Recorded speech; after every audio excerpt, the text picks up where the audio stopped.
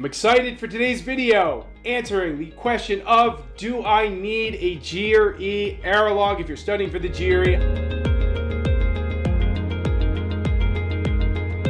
I'm sure you've asked this question before, but here's the best part. Not only are we going to answer that question, we are going to talk about very important things related to the error log.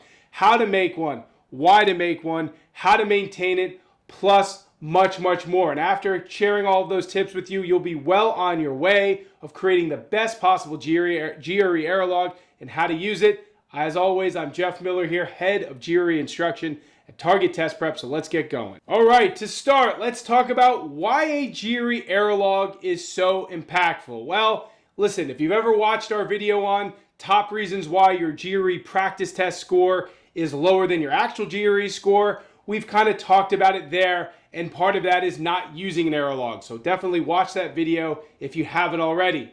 Now back to the error log. Why is it important? Well, there are errors that you're going to make throughout your prep, throughout your practice. And if you do not see what those errors are and reflect on why you're making those errors, you're never going to be able to fix them. Now, here's what's even more important. If you don't fix those errors, on test day, you're going to continue to make the same one. So what we do is we create the error log, we log our errors, we log the reasons why we're making them, we fix them in real time, so that by the time we get to test day, those are cleaned up, you're in the best possible spot to hit your GRE score goal. Now let's talk about the types of errors you're actually putting in that GRE error log. Okay, these are generally non-content related errors, kind of mental errors or in the moment errors. Things like, am I rushing? Am I making careless mistakes? Am I too focused on timing? Am I falling for trap answers? Or am I getting the right answer and just putting the wrong answer in the answer box? All of these are things that you need to track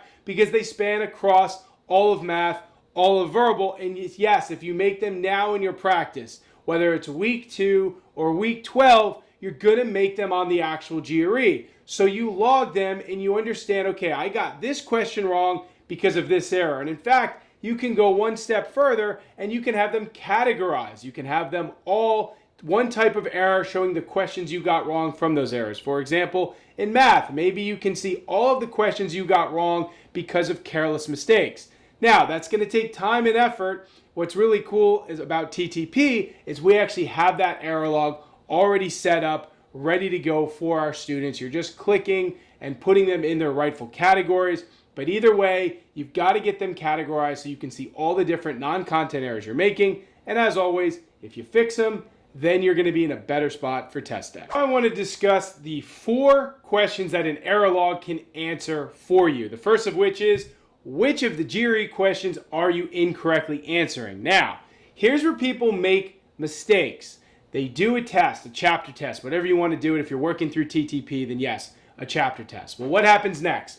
You look at your wrong answers. Now, in Target Test Prep, we have the option under every wrong answer to log your error. You can put it in your error log. Now, if you don't have that option, it's a little bit more manual to do it. You may look at a solution and say, you know what? I understand this. I'm not going to make the same mistake again. Then you go to the next wrong question. I get it. I'm not going to make this mistake again. Before you know it, you've gone through 20 questions. Maybe you got 8 wrong and you only logged 2 errors. Now, that's a problem because in 1 week, 2 weeks, 3 weeks, are you going to remember that you got those other 6 questions wrong? And are you going to remember why? Probably not. So what will happen is you'll continue to make the same errors if you're not constantly reminded of why you made them. If it was a timing issue and you only logged 2 of those errors because of timing issues, then you may continue to have those timing issues because you're going to think that it's not as much of a problem as it actually is. The fact is, you need the data in front of you at all times. And I'm not saying that you don't have to clear those out eventually, which we'll talk about later in the video, but initially get all of those incorrect questions in your error log so you 100% can see what you got wrong and why you got them wrong. Another question it answers is, what was the specific error that led me to get the question wrong? Now, we talked about this earlier, the purpose of an error log, those non-content related errors. But knowing those errors will help tremendously with your skill building. Also things like anxiety, another thing we've done a past video on that you should check out if you haven't already, because getting a hold of anxiety is super important. And again, your error log is just one step to making you less anxious on test day. But you've got to really know what these specific reasons are. If you just throw everything into an error log and say, well, these are my errors, well, what does that mean? It's not meaningful. You need the data to be meaningful. So you need to know, how often am I making careless mistakes? How often am I making mistakes in a CR question because I'm pre-thinking? How often is timing an issue? How often am I falling for trap answers? And then you can look at the questions where that stuff is happening and see if you can find any sort of patterns that you can then fix. Because remember, the more stuff you address head on before test day, the less issues you will have on test day. So again, get the reasons down. If you're creating your own error log, you'll have to create those yourself. If you're using TTP, we've done it for you. We talked about what the error is, but how about the reason for that error? You might think it's the same thing and it's not. So if you're falling for trap answers, could it be because you're rushing? Could it be because you're just distracted? Maybe you had a long day at work and you're just not in the zone? Could it be that you were not understanding your own handwriting? Could you just be tired? Well, these reasons are important because when you get to the test, those reasons can be reasons that you do things wrong on test day as well. If you take the test a day after a long day at work, you might be tired. If you have some things going on in your personal life, you might be distracted. So you've also got to acknowledge the reasons and try to fix those reasons prior to test day. They're not necessarily just related to the GRE specifically. They could be related to outside factors, things that you have to try your best to get a handle on prior to sitting for your test. Last question it answers is, hey, how can I not make these mistakes in the future? Meaning on test day. Well, that's going to be a lot of digging and deep thinking about how it is you're attacking and dealing with questions. As I said before, if you're tired, figure that out. If you're distracted, figure that out.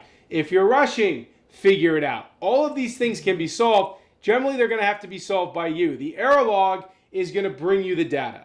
The error log is going to bring you the patterns. You have to sit back, look at all the data and say, how do I fix this so on test day I'm not doing the same things? It's definitely possible, so trust in that data, trust in that error log, make the fixes, and you'll be that much better off when you sit for your GRE. Let's now talk about the two types of error logs. You've got the old school manual Excel spreadsheet error log, and then you've got the great built-in error log that many self-study courses provide. As I've already told you, TTP does. Now, the old school one, yeah, you're going to have to get an Excel sheet together. You're going to have to manually add stuff, manually add notes, manually add reasons, maybe color code it. It's going to be a lot of work. And eventually you might say, well, that's more work than I want to put in. So hopefully you're using a course or plan to use a course that has one built in. The way TTPs work, as I said, after every incorrect question, there's a drop down, you select the error, and then there's an error log section of the course where you can go and see everything categorized by error or by chapter. That's what is ideal because then it just comes to be a part of the process of learning and studying. If all of a sudden you're doing a test and then you got to set the test aside, get on your error log, that's going to be a lot of work and effort. So whatever it is, you just want to make sure the error log is not going to bog you down, is not going to frustrate you, and is not going to add hours and hours to your daily prep because quite frankly, you probably do not have it. But either way, figure out the error log that works best for you and then roll with that for the rest of your prep. Finally, I want to talk about something super important when it comes to your GRE error log. So thank you for waiting for this because it can be a game changer. Maintenance of your error log. I've talked about this in shorts before and other videos, but if you don't properly maintain that error log, it's going to get big. Yeah, maybe week 1, week 2, week 3, you're fine, right? But week 12, week 13, if you haven't cleaned up the errors there, because remember, yes, we said log everything, but we also said make fixes in real time.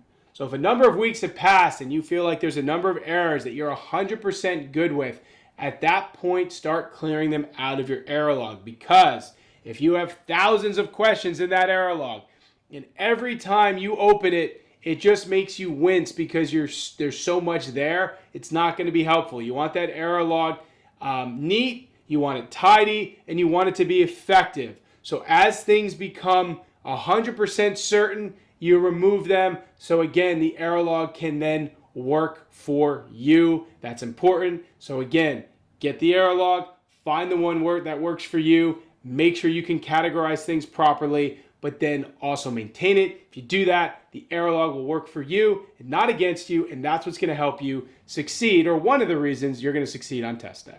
All right, that concludes today's video. I had a blast giving you some tips on structuring, maintaining, everything related to your GRE error log. If you enjoyed the video, I suggest that if you're new to the GRE, we have a great video on how to get started with your GRE prep. Watch it. It's great. It'll give you a path to success, and it'll talk a little bit about some of the things we saw here today, but also other things to help you get started. Now, if you need extra help with your GRE, as I said throughout the video, Target Test Prep has an awesome error log. Check it out. We have a 5-day trial. All the details are going to be below in the description of the video. And lastly, if you enjoyed the video, please subscribe to our channel, like the video, leave comments. I want to see other videos. I want you to tell me other videos that you'd like to see in the future, because I'm more than happy to do them. We just want to help all GRE students out there get the best score possible. So thanks for watching, everybody. We'll talk soon.